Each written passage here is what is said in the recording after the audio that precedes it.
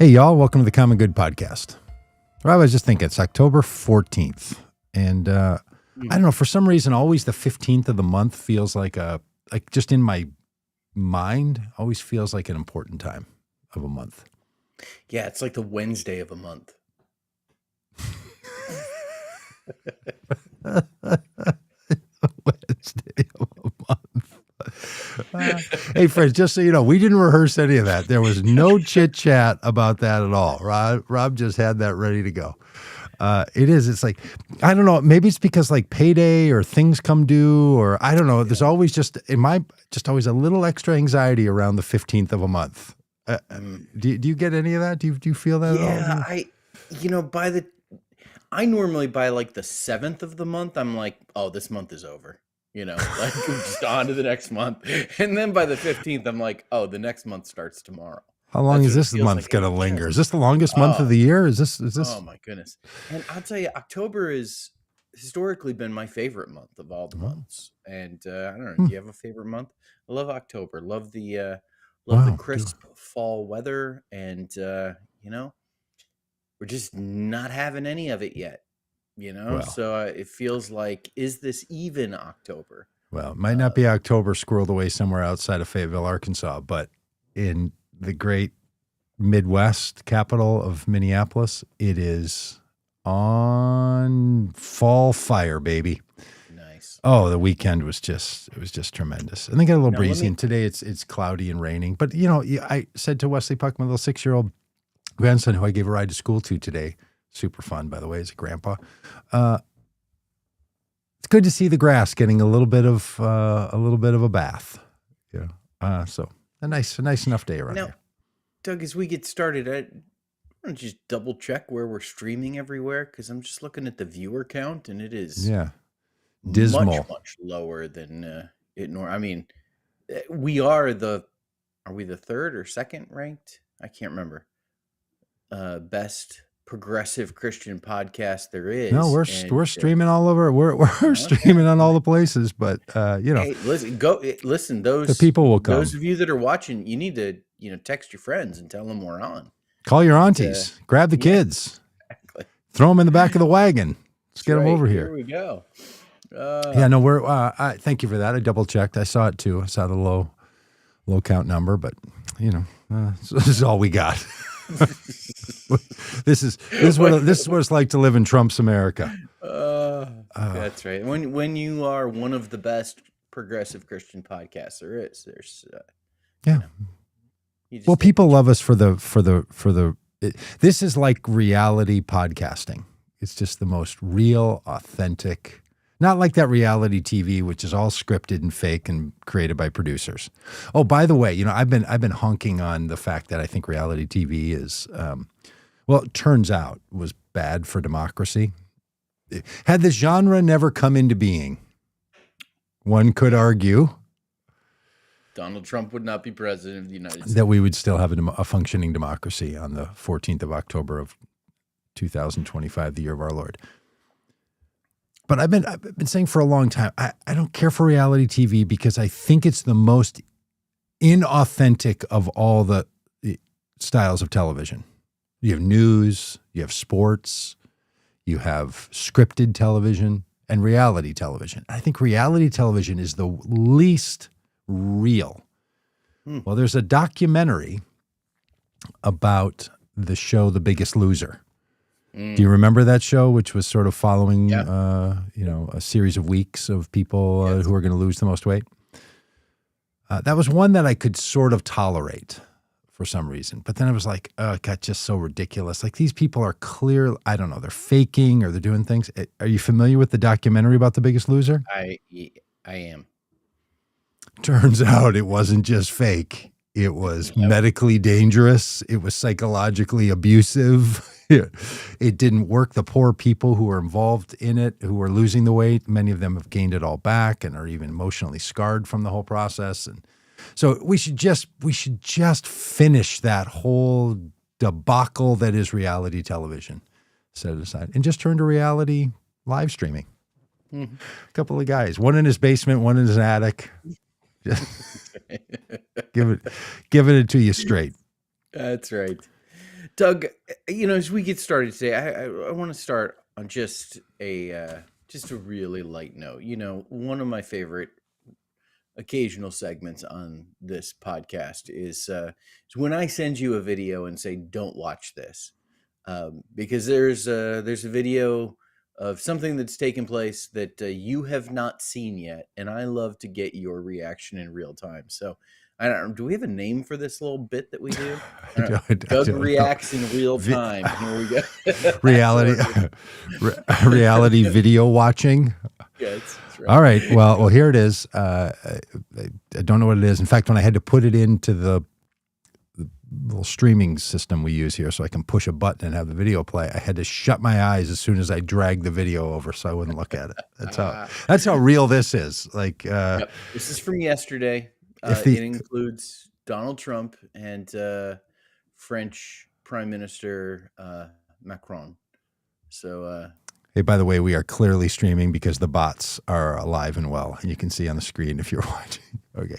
Yeah. All right, here we go. And if anybody wants $750 on Cash App, there's a really legitimate way to do that in the comments section. All right, here we go. Okay, Doug has not seen this video. We are going to react in real time. Does it matter if people know or I know what the situation is or what's happening? Is there any background needed? This is yesterday at the Mideast Peace Summit that took place. The president spent some time with leaders from countries and photo ops, and this is the president of the United States and the Prime Minister of France. There we go.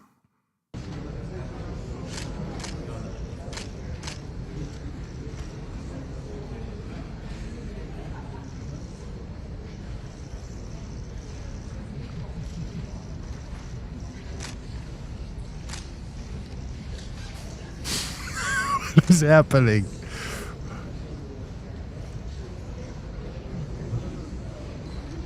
What on earth is that nonsense? The 26-second most awkward handshake you've ever seen. And what's with the buddy comedy of these two? What is what? Okay, for people that aren't seeing it because they're listening to the podcast, they first shake. Well, first of all, they're standing in front of a screen that's like other people are walking up and shaking hands with Donald Trump. Is that what's happening? Like that's totally what's happening. World leaders one by one are coming up and shaking his hand and getting their picture taken.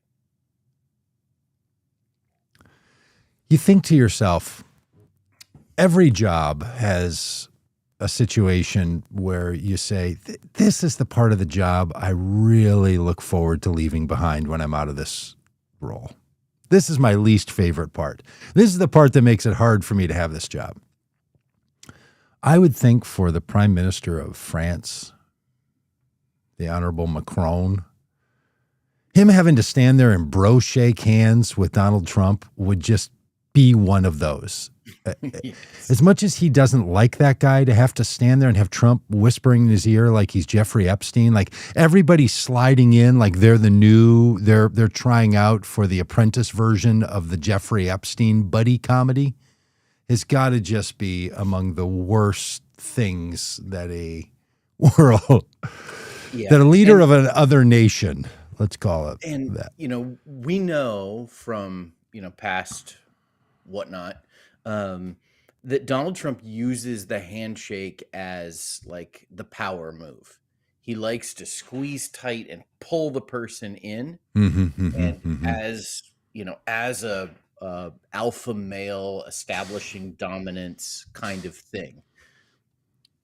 Macron knows this as well. Okay. And is clearly trying to keep himself from being pulled in. Oh, okay. So you think there's a little tug of war going on there? Yes, absolutely. Okay. And there is, Macron is, smaller than Donald Trump, not as tall, not as big build, probably doesn't have the girth.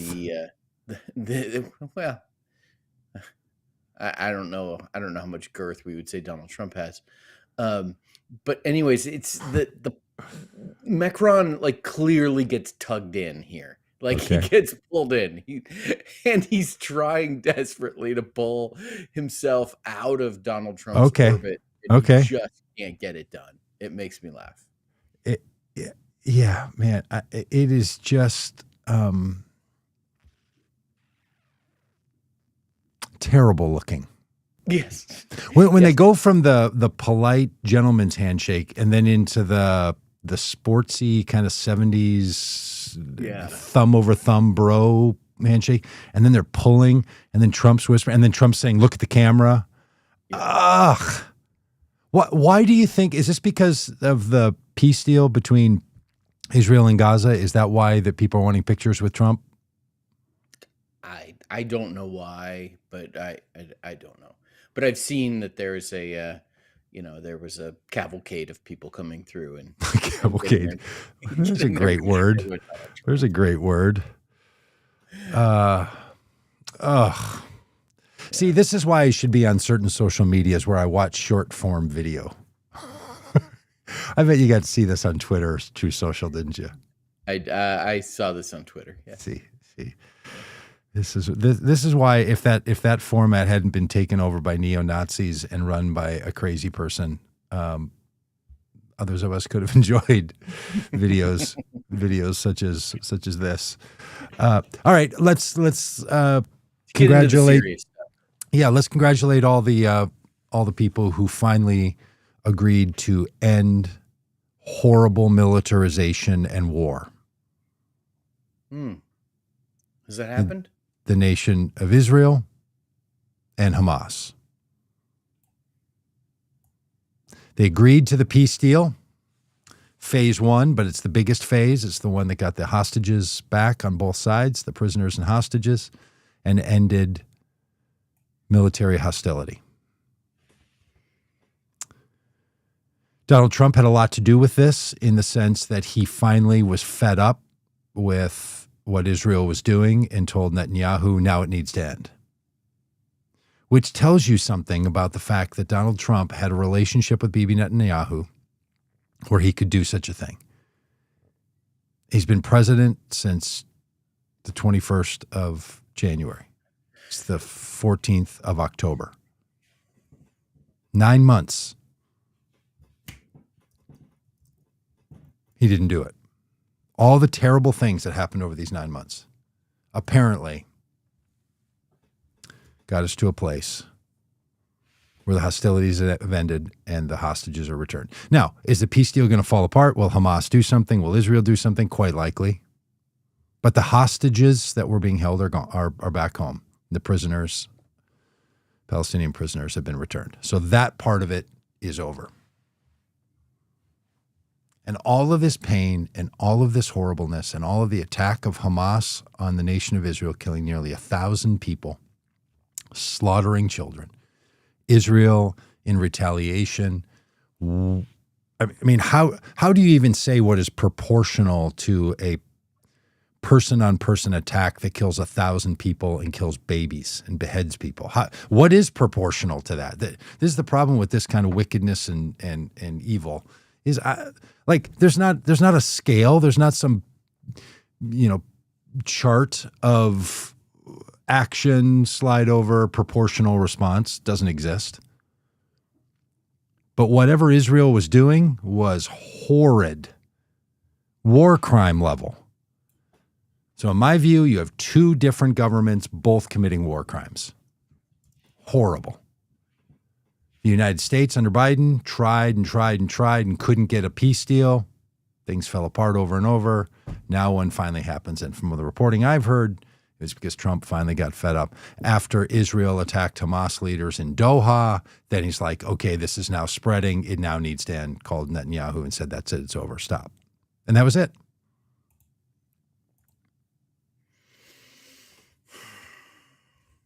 Ridiculous. Top to bottom, stupid and ridiculous. And to act like somehow there's great brinksmanship or great leadership.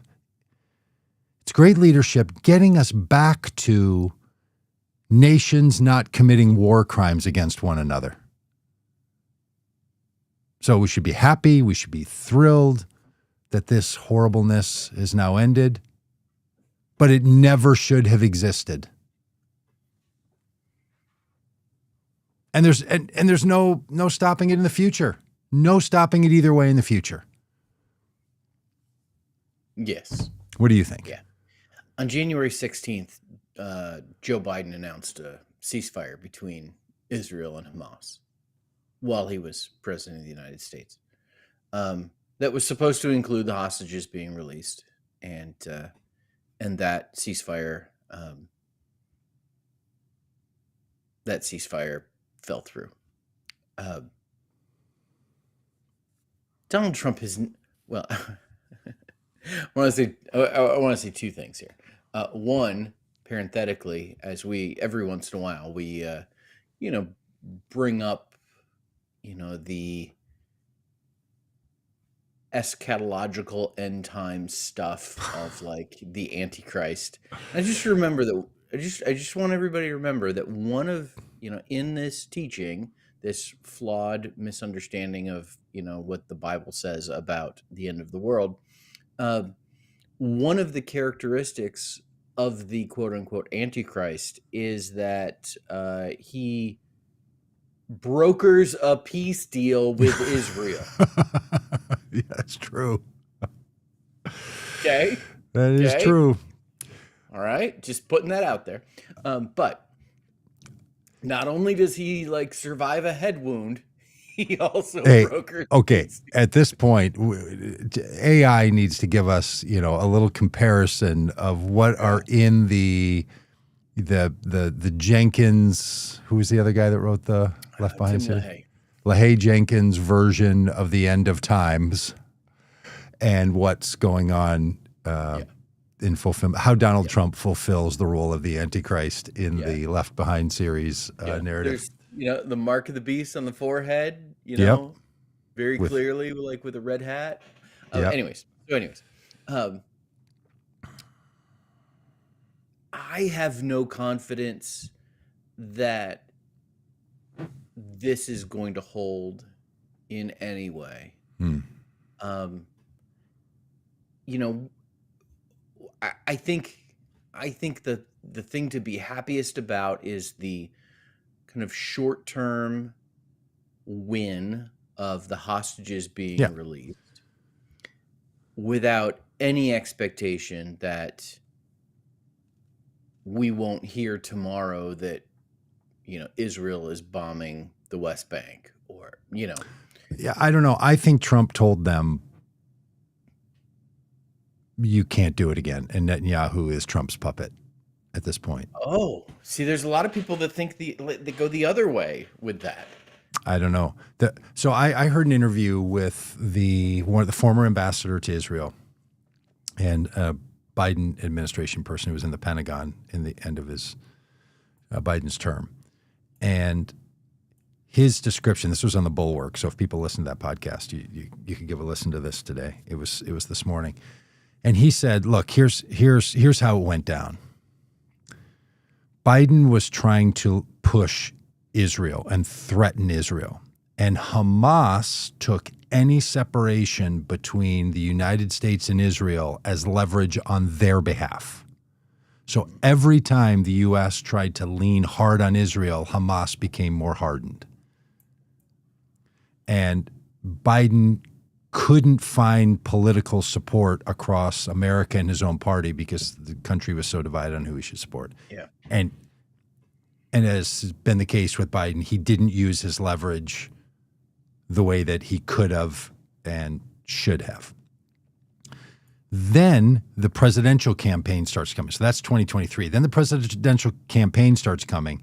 And then both Hamas and Netanyahu say, we're not going to strike a peace deal because depending on how this election goes, one of the two of us are going to be in a stronger place. Netanyahu believing if Trump wins, he's going to be in the stronger place. Trump wins, and Netanyahu's like, now I get to do what I want. And he did. And Trump basically let him do all of his things and then said, that's enough. It has to end. Public support at home had moved so hard.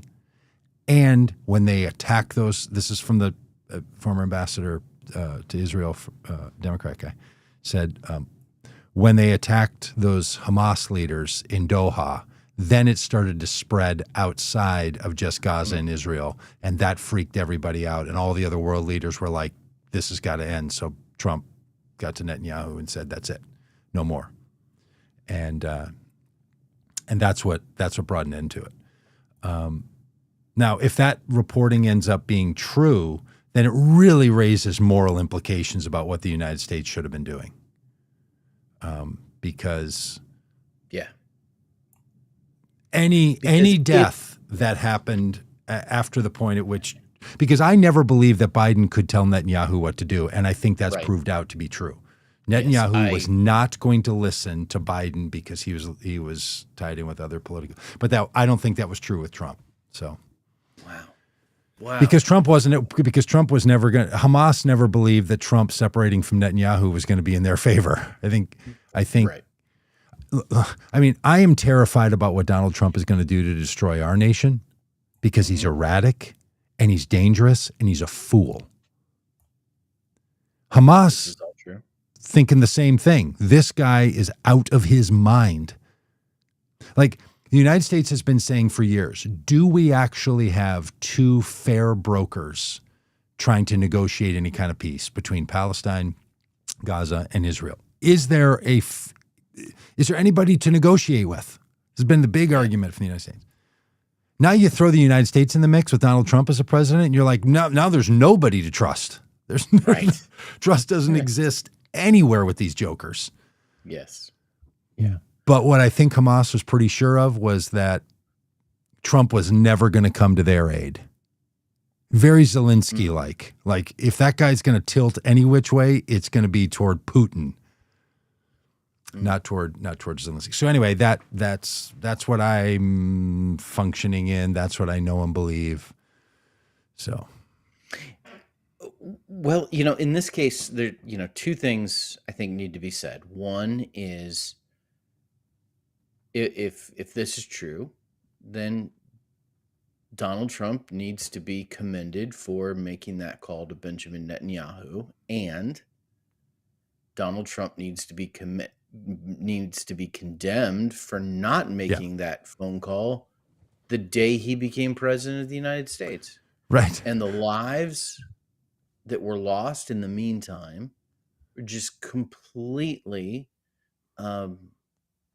unnecessary. Yep. And, as Alex just said in the comments, that Trump wants to develop Gaza in his name, like in the midst of all of this, while all of this destruction was going down, while all of these lives were being lost, while this genocide was happening, while these children were starving to death, Donald Trump was, talking about putting a Trump hotel on the, on the shores of the Mediterranean Sea. And so here's a guy that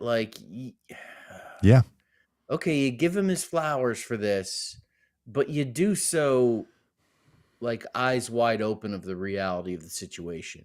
That if he had the power to make a difference in this way and didn't do it, then he's somehow complicit in that.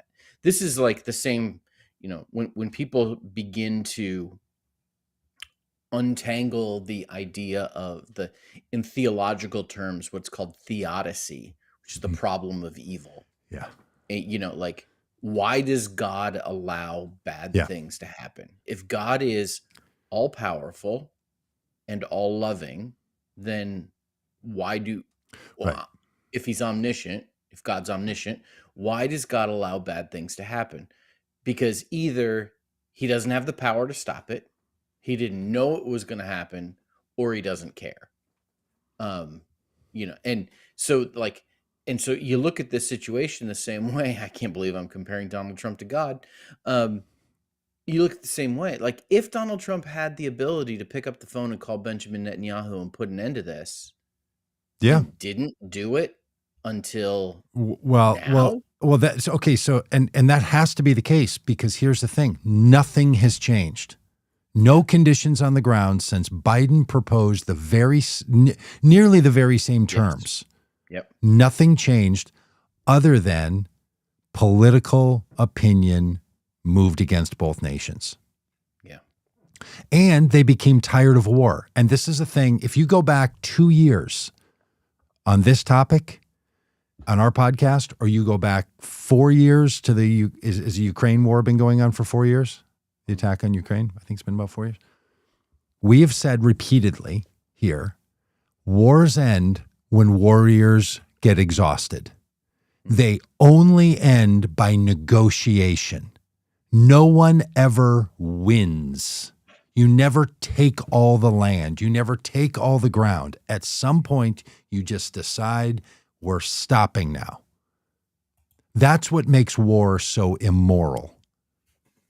Is it fundamentally comes down to saying, now we'll take that deal. So did Hamas become incredibly more weakened and give in to Israel? Did Israel become more weakened and give it? They both just quit the war. So all of this stuff, look, and we've been doing this wrong in America from the very beginning. Anytime America is seen or some global power is seen as the one who brought an end to the war, and so thank you for all your good work, it's like, hey, this never should have happened. There are just some things that when you stop violence, you shouldn't be cheered on. So yes, am I thrilled? Of course, that people are home with their families, people are safe, and this horrible, horrible destruction that's happening is over. But let's not act like some good thing just happened. Some horrible thing just stopped. Now, can we be grateful that a horrible thing stopped? Absolutely, we should be grateful that a horrible thing stopped. But let's separate that from a good thing happened.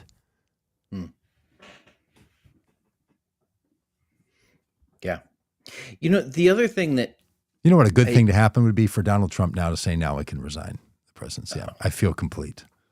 Well, if he had won the Nobel Peace Prize, he probably would have. Hey, how about that one? How about the winner of the Nobel Peace Prize literally saying, I accept this on behalf of Donald Trump, who deserves it? Yeah. Unbelievable. Okay. Well, Can we just now be done with the Nobel Prizes and stop thinking that the Nobel committees across the board, look, the people that won the Nobel Prize in science for quantum physics, the American, great. But come on. Yeah. Can we just stop with all the award ceremonies we don't understand the Nobel Prizes in the same way that we don't understand Michelin stars, for restaurants. Yes. Oh, they've got 3 Michelin stars. The tires? What are you talking about? Yes. It's a ridiculous thing. Or the Grammys, or the Emmys, or the ESPYs, or a Hall of Fame. A Hall of Fame induction. These are all just ridiculous. Didn't we do honors. A bit about this where it's like like America's Best Subs or America's Best Pizza? Didn't we do a thing about this last time we talked about this? Sure. Just old men yelling at the clouds.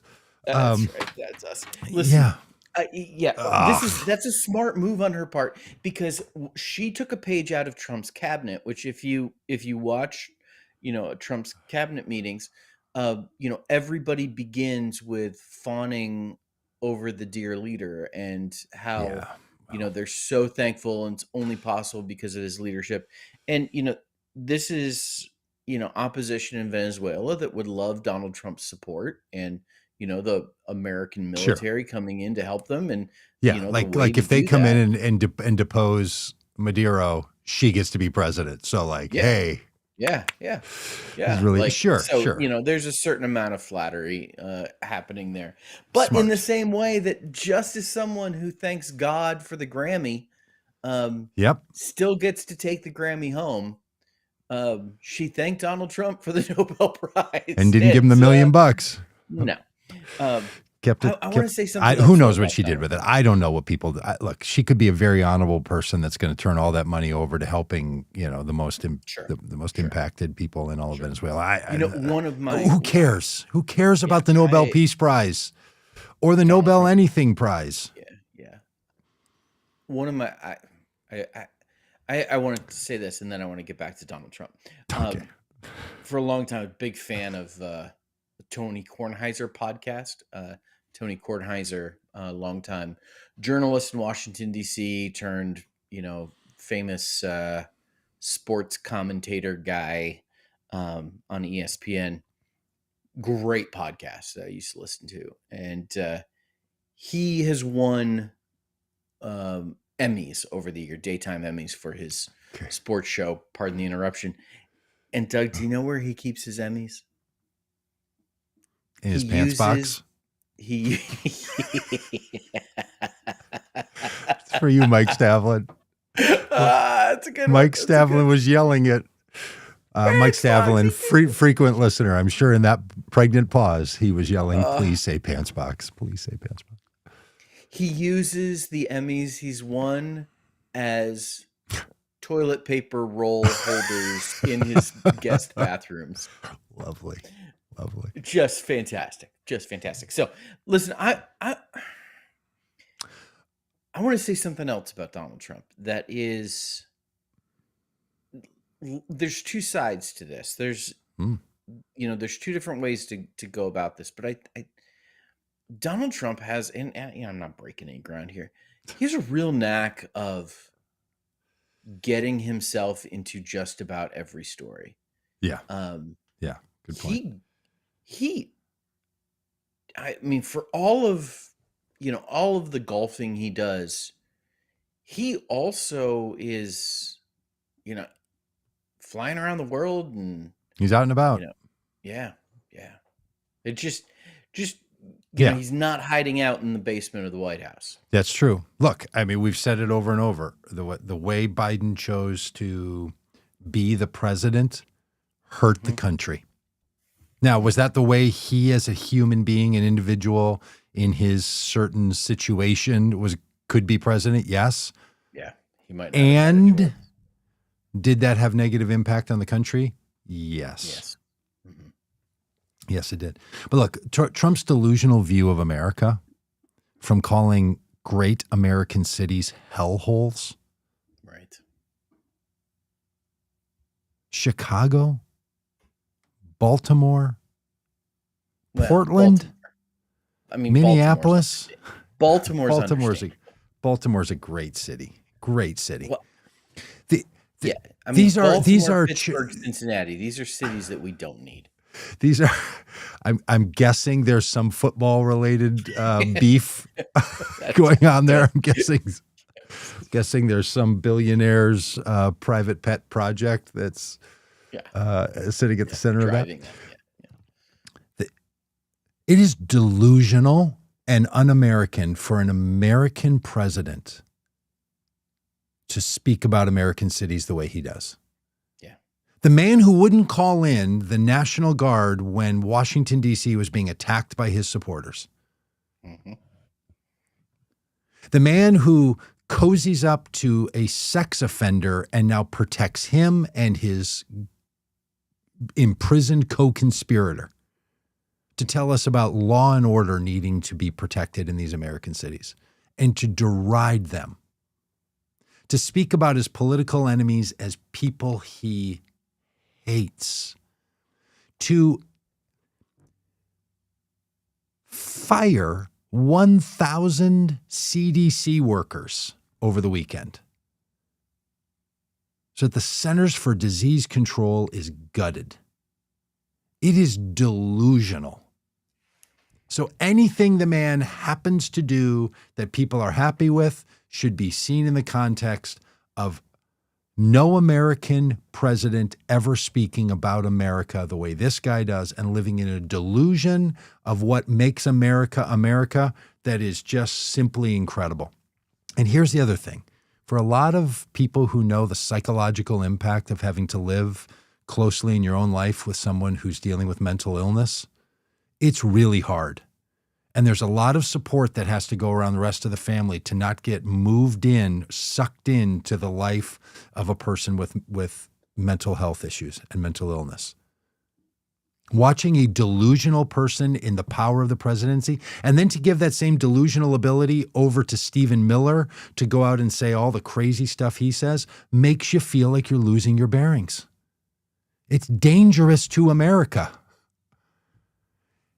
Illustration in point. I saw a news headline Friday, Thursday, read a little story that had a quote from one of Donald Trump's social media posts saying that on January 6th, the Biden FBI put 237 or 247 FBI agents, 74 agents, into the crowd. And I looked at that and I thought, no, he didn't. There they are with their big conspiracy. What didn't, in the first 45 seconds of me looking at that was not me saying, on January 6, 2021, Donald Trump was the president. It was Donald Trump's Justice Department overseeing the FBI. It didn't click for it had to be a minute. Okay. While I was actually checking to see, did Donald Trump actually say all of that? Like, is that true? Because I want to fact check all that. And then it's when I was going over to Truth Social and looking at it, I'm like, hang on a minute. That's right. Biden wasn't the president. It wasn't Biden's FBI. This is so crazy, so stupid, so irrational, so delusional. I lost track of the story in my own head. I don't know if other people felt that same way, that what my mind went to was, no, they didn't no, Donald Trump was the president then. I didn't argue with the first few words of the post. I argued with the point of the post. That makes you feel like, oh, I'm being sucked into the world of a delusional, mentally ill person. Now, is he mentally ill? I don't know. Does he act like it? I certainly know. And I think he does. Okay. I am about to text you another video to watch. Okay. All right. Well, you get busy. You get busy talking. I'm going to put this into preview mode so that people don't, have to see me trying to. Hey, let me just tell you how this reality show is. I will spend time taking a text message, getting a video, pulling it in here, and putting it on live, all while you don't see what's going on, folks. That's the magic of real. It's brilliant. Yeah.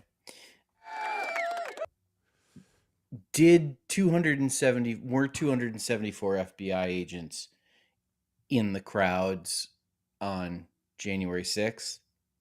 I hope so. I hope that the FBI was on it. On it. Yeah. Now, the implication from the Trump folks is that the FBI, those 274 agents weren't there to monitor, observe, restrain things getting too absolute. Yeah. Monitoring a large political rally event where they knew people had guns and where Donald Trump told them to remove the. Yeah.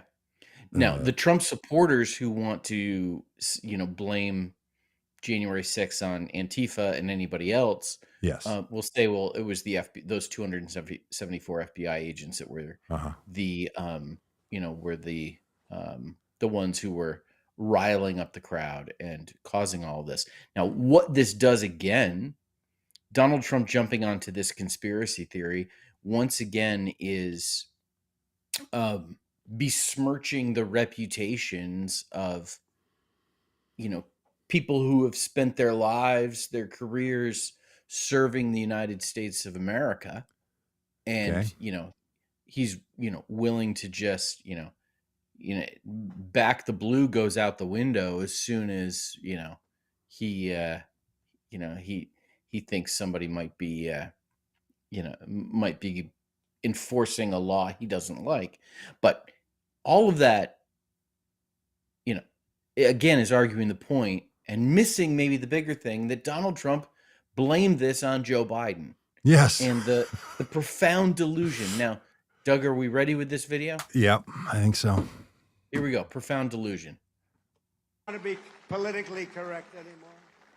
And history will never forget that it was the SEALs who stormed the compound at Osama bin Laden and put a bullet in his head. Remember that? And please remember, I wrote about Osama bin Laden exactly 1 year ago, 1 year before he blew up the World Trade Center. And I said, you got to watch Osama bin Laden.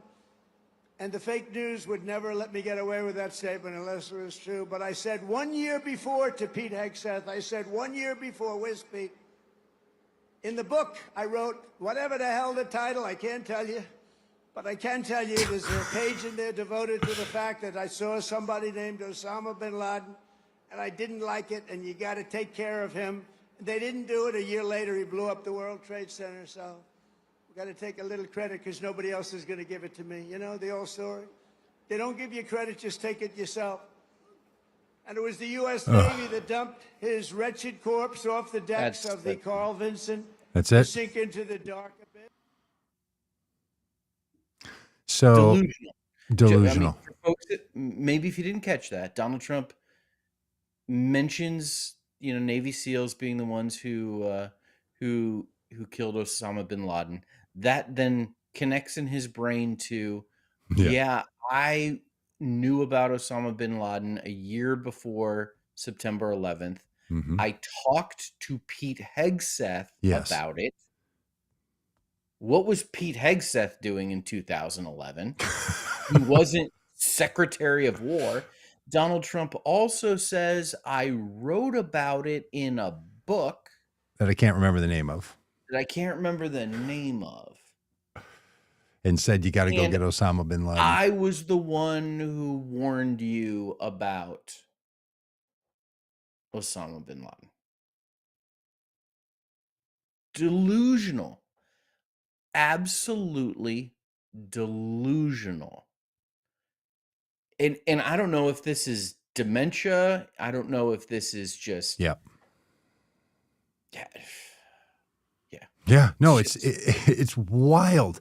Like what goes on in this man's brain. So it says in his 2,000 books, The America We Deserve, Trump mentions Osama bin Laden by name as one of several dangerous figures the U.S. needs to take seriously. What was the book? He did not. The America We Deserve. When was it published? 2000. Here's the relevant passage from The America We Deserve, published January 2000. I'm no fan of Saddam Hussein, but we should keep in mind that a small, well-orchestrated attack from people like Osama bin Laden could bring our nation to its knees. We must take out their sanctuaries before they strike. Now, let me just ask you this. Do you think Donald Trump wrote any of those words? No. No. That's what I was about to say. Donald Trump's ghostwriter gets credit for that. Yes. I'm going to do some my own research and find out who was the ghostwriter on this book. But you can keep talking for a second because I got to go on mute so I can. Sorry. Yeah. So, I mean, what we have here with Donald Trump is delusion that is coming either from, his own self-aggrandizement, or, it is coming from his age as a possible symptom of dementia. What is absolutely crazy to me is that this stuff is so obvious and, in real time in front of us.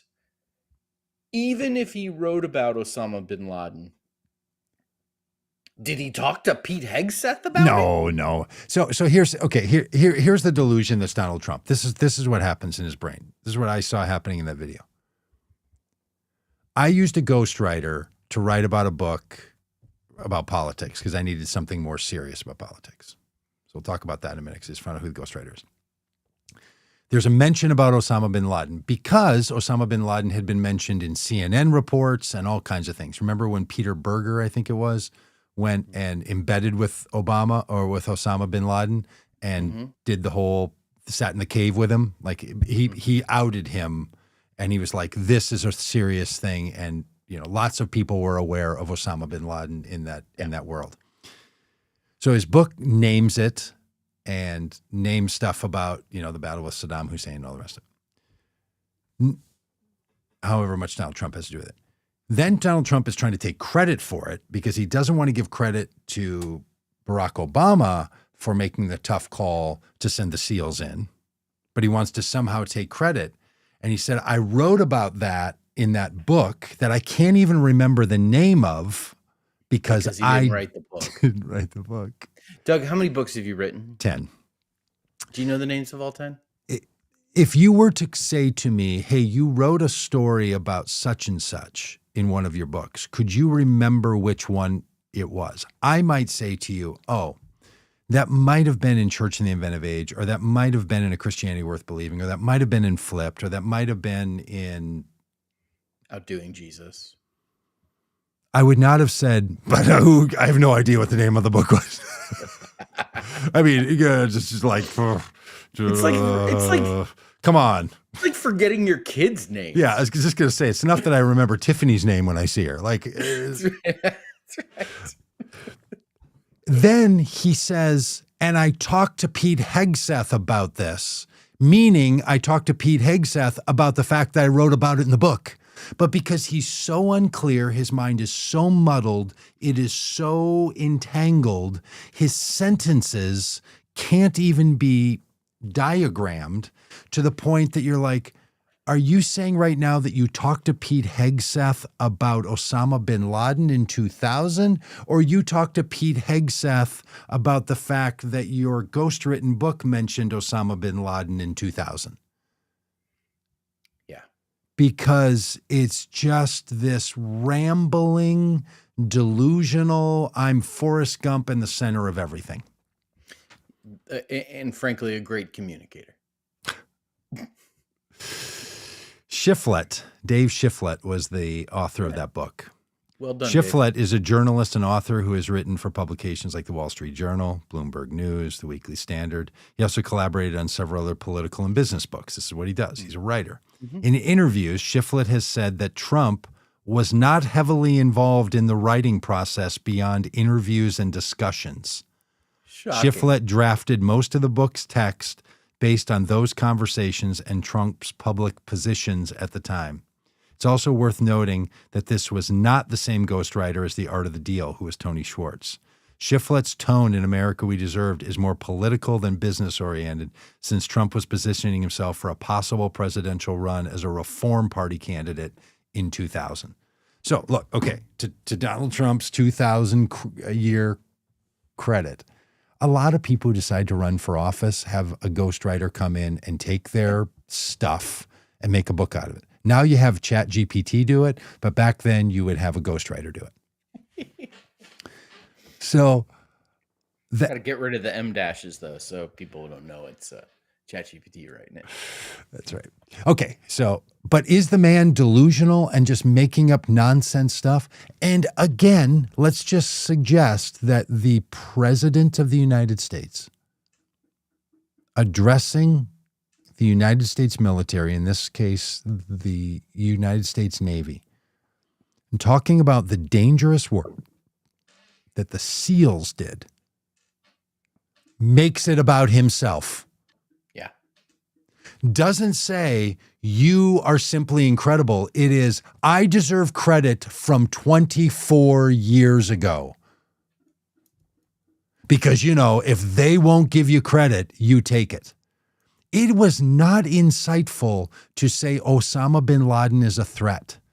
Do you know how when the Bush team got news that the towers had been struck, Rumsfeld went into an office and pulled off of a shelf a white paper, and they started implementing it that day. And they started hunting Osama bin Laden that afternoon because they knew what was up with entire terrorist networks. I don't, Doug, Are you sure he pulled a white paper off the shelf and not Donald Trump's book? He was reaching for the white paper, which is the planned design for if we're attacked by any one of these particular groups, what's our next move? As he was reaching, his eye glinted over and he caught the America we deserve. And he pulled it off and he opened it and he said, oh, as dangerous as Saddam Hussein is, we have to know that a small cadre could attack us. And that's how they learned. To then turn their sights, shall we remind ourselves, to the nation of Saudi Arabia. And never again, they decided, would we negotiate with Saudi Arabia until Donald Trump wanted to have business deals and protected the king when he executed an American journalist. Yeah. And all Trump of this, Doug, did nothing. all of this, and the government's still shut down. And the government is shut down. And Donald Trump thinks this is our chance to fire 1,000 CDC employees who then are going to litigate and are all going to be hired back. And all the expense and all the nonsense is going to go nowhere. Now, I have a little bit of good news at the end of this podcast, Rob. We're not going to leave this on a, yeah. I have a new epiphany. Okay. Are you ready for it now, or do you want to do you have a few more topics? No, I'm good. There's this 1930s, 40s protest song. All you fascists are going to lose. You heard that one? Yeah. Find it in a lot of the playlists. All you fascists, you're going to lose. That's what spurred this idea. All the evil that people try to perpetrate in this world, it's never successful to the point that the evildoers want it to be. It fails. Are we dealing with systemic basis of slavery in the United States? Yes, we are.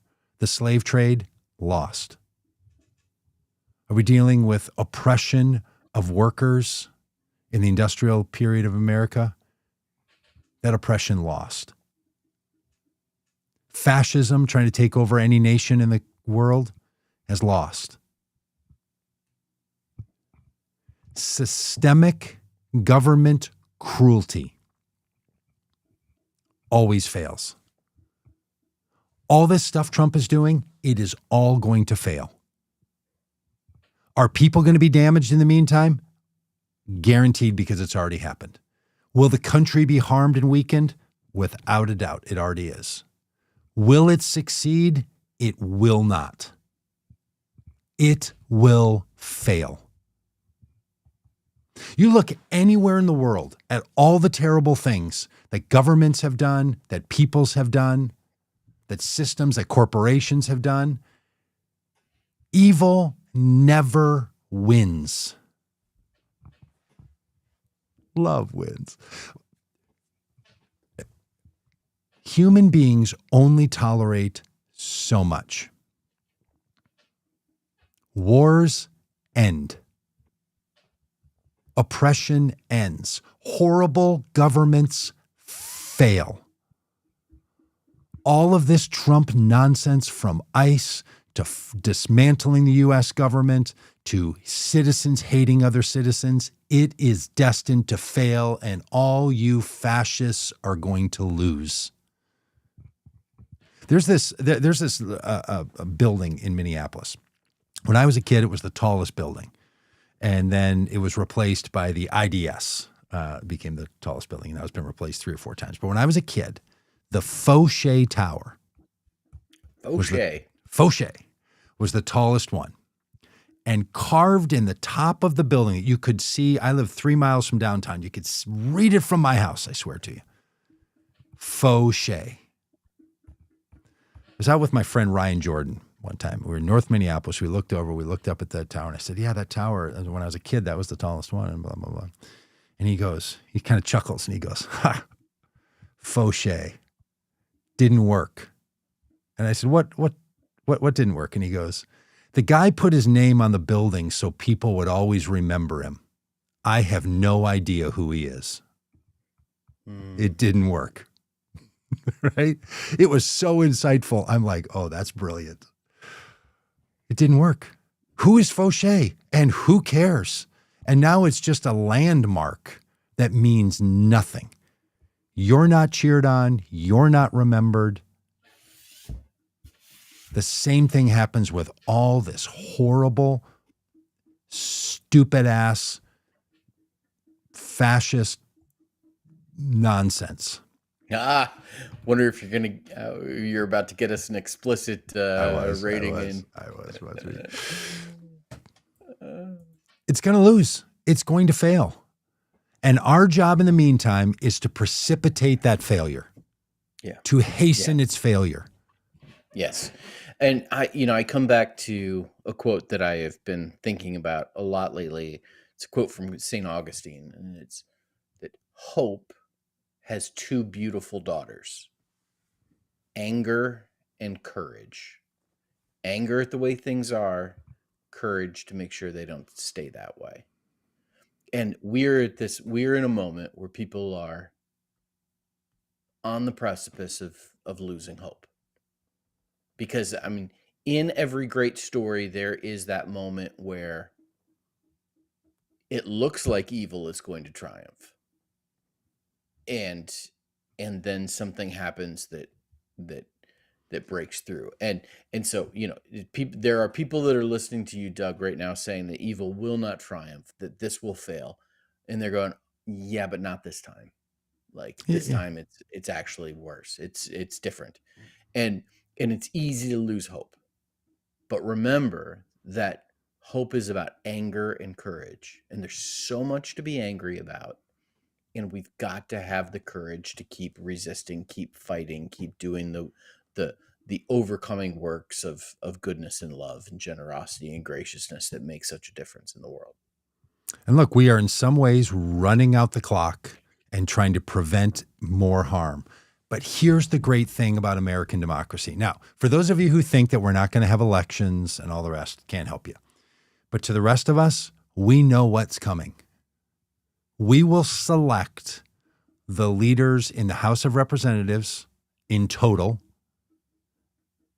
and about 30 senators in November of 2026 who will have great power to dictate law. And then 2 years later, we will pick another president.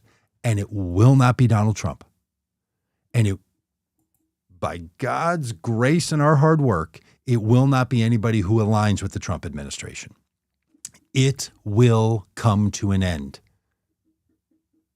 And our job right now is to precipitate that outcome and to prevent hazard in the meantime of whatever damage they're doing. But this evil will not stand because it doesn't. Now, if look, to all of us who want to live in exceptional times where somehow the evils of every other effort in all of time have come to a fail, but this time it won't. Look, this pathetic, small, little, hurt, wounded 12-year-old, 79-year-old man, he's not even the wizard in The Wizard of Oz. Yeah. He's a delusional, harmed herder who is hurting all kinds of things that matter to a lot of us, and it will not stand. Now, are we going to get something adequate in its replacement to solve these problems? That's another question. Yeah, we shall see. Way better than yours, Cupcake. I don't even know what that is. Hey, there was a question way back here earlier. Did we ever get ahead of the Clackamas podcast in the rankings? I think Robb needs to give us an update on the Common Good podcast. And look, these things move like stock valuations. I mean, depending on what you all do, if you don't go over to your place where you get podcasts and download the Vote Common Good podcast and give us a thing, there's only so much, the two of us can do. We need you to move these podcast numbers. We need you to share this on Facebook. We need you, frankly, to go over to YouTube and watch this there, or just let it run. Because that play button, because it tells the algorithm that people like you, and look, anybody listening to this at this point, you are the kind of person that YouTube and the other social media algorithms give a lot of credit to. You are super users. I mean, when you click on something, the algorithm, turns its head and notices and says, "Oh, well, thank you for that." So please take your time, your precious, precious time, and head on over there. I don't know where this is.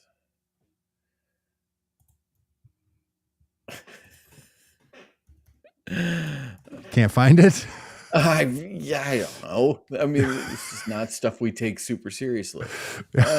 Oh no, it's tremendously important stuff. I don't. Well, yes, we have that. If it's hard to find, we'll just declare it. Oh yeah, we've left the Cly Smith Progressive Church in the dust. Partly because they probably had a couple of guest preachers. Oh, here we go.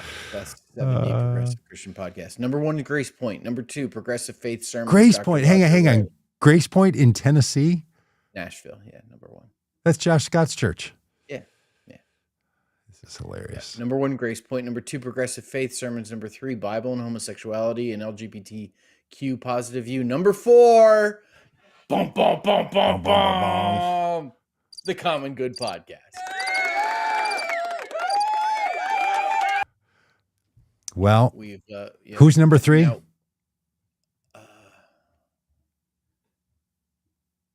Bible and Homosexuality and LGBTQ Positive View. Let's go get them. Let's go get them. Hey, friends, we need you to go to the Homosexuality and Positivity Sexual Church podcast and just give them a bunch of thumbs downs. We'll send the army of do-gooders, common do-gooders in to, shame talk the number 3.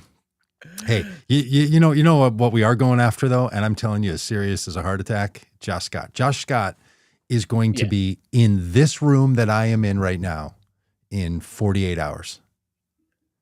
And he's going to look into this camera and he's going to say to every single person who follows our feed, come and get me. Yeah. And we are going to Miss Pac-Man gobble him up. Yep. We're going to do to him just what we did to Clackamas United Church of Christ. If you remember, Clackamas United Church of Christ was a couple spots ahead of us. I think we were in the 20s or something. We were, I think, 22 and they were 20 and we were coming for them. We're now number 4 and Clackamas United Church of Christ has dropped to number 49. All right, let's go. Josh Scott, Grace Point, we're coming for you. We're coming for you. And we're not just going to be out in front of you. We're going to bury you like a Clackamas. Hey, I think we were supposed to reach out to the pastor at Clackamas United Methodist Church and have that person on as a guest. Yeah, I don't know if we need to do that. All right. But we do have some good guests coming up. I was on a fun little podcast. I did see someone make a mention of separation of church and hate in the comments. Now that's the name of a book by John Fugelsang that just came out this last week, and I was on a podcast with John, and I'm working hard to get him over here. Separation of church and hate: Speak and Live the Beatitudes. That's not the subtitle, but the name of the book is Separation of Church and Hate, not from hate, church and hate. So Noreen, thank you for popping that into the chat. I wanted to come back to that. And look, Alex puts a comment in here that I think at any point in our podcast could just pop on the screen as commentary to whatever we're talking about. And it's this one. Just says, so juvenile. Now, I think she was Is Alex referring to talking Trump. about us? No, I think Talking Trump was about us? talking about the handshake.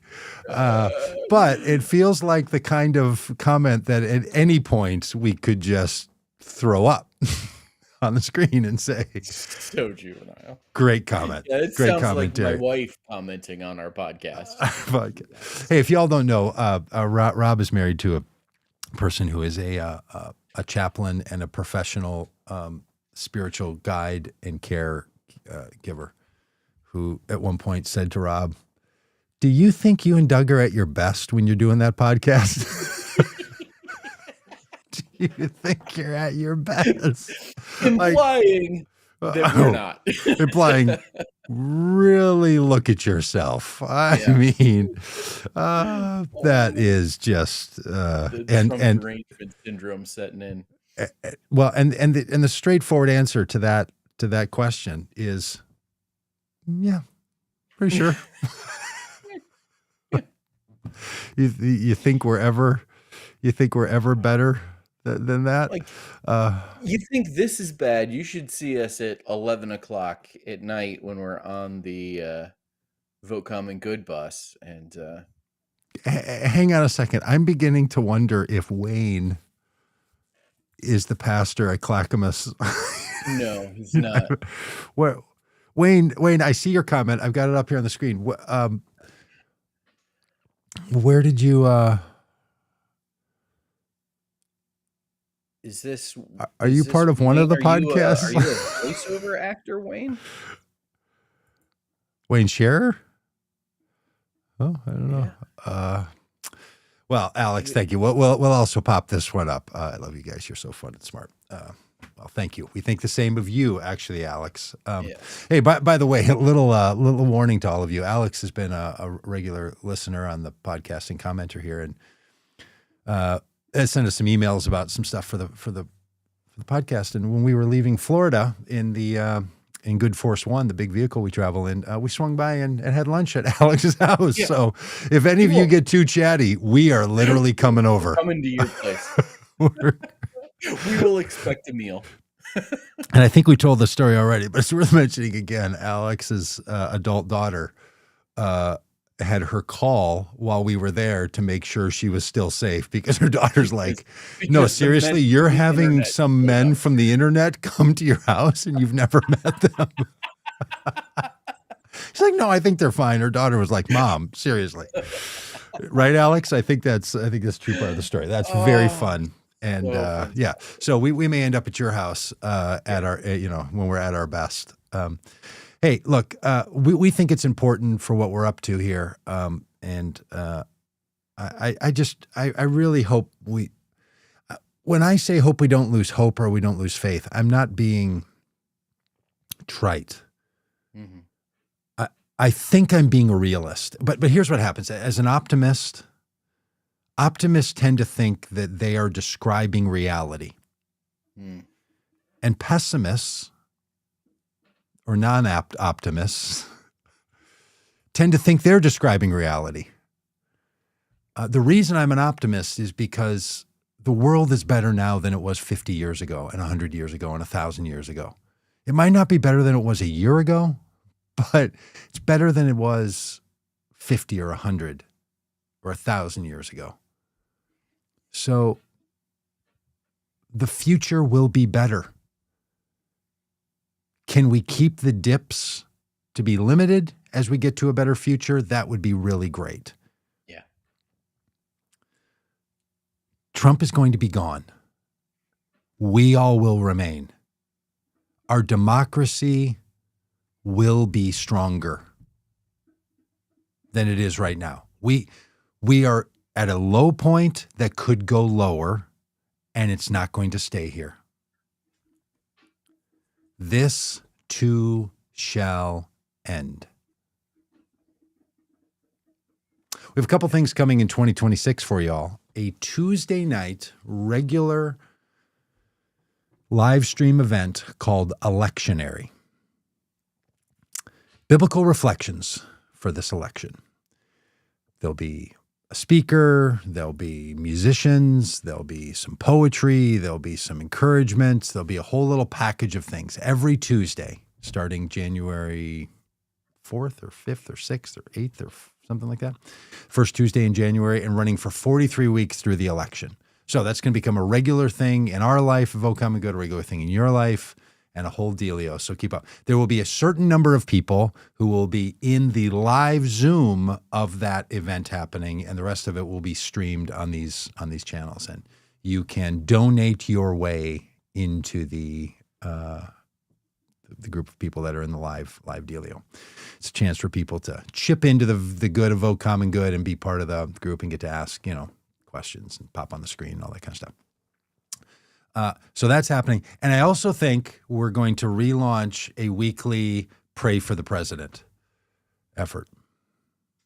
Pray the president's hardened heart would change, and basically he would put in reverse everything he has done and then resign the presidency effective noon tomorrow. So we want him to be the next Nixon and to quit. And we're going to pray that he does just that in all sincerity. Yep. And we'll take that Four Non-Blonde song, What's Going On, and say, I pray, oh my God, do I pray. I pray every single day for a revolution. Oh, no, sir. Wayne is in Costa Rica as a Christian surfer from Daytona Beach. Mm-hmm. What? He's paying no taxes, living there with Hollywood friends. Huh. By reading the article of the deal, I retired at 44. Oh, I hope that's true. That is awesome. I read The Art of the Deal, and I just followed it all, and now I'm so famous. Yeah. Wayne, I hope you're a rags to riches story and not a trust fund kid that burned through his dad's money and then had to fleece the good people of the American population to fund your criminal defense fund. Hey, by the way, that's all true about Donald Trump. Just consider that on a daily basis. A trust fund kid that burned through the money, went bankrupt, and had to start fleecing the American people with ties. Now lives on the public dole. And stakes and universities, and now lives in public housing. Yeah. In the White House. And used Americans' hard-earned tax dollars to hurt the American people. And used Americans' hard-earned paychecks to pay for his legal defense fund. Mm-hmm. And still owes $80 million for sexually assaulting a woman and defaming her. What a guy. Yeah. The art of the deal, baby. The art of the deal. All right, are we good? How long have we been going? I am good. Hour 13. Hey, thanks, y'all. Thanks for being a part of this. Wayne, thank you. Absolutely. Peggy, not soon enough. Now, that comment may not have been about this, but again, the beauty of popping up people's comments at later times than when they made them is just great. So we say, hey, are we done now? Peggy says not soon enough, which she didn't. Yep. Nita, Alex, Dave, Jeff, Journalistic Attempt 6N. Hey, real quick, Peggy, are you saying you bought Brian's book about hell after you saw his interview here on the Common Good podcast? Well, let me know if that's the case, because I would love to tell him that. Yep. Peggy Robb, bought his book. That would mean a lot to him. Marine. Yeah, thanks, y'all. Thanks for being a part of this. Send it to friends and family. And yeah, Misty Abbott's in Jim today. Oh yeah, well, people have things to do. All right, y'all. All right. We'll catch you on the flip side.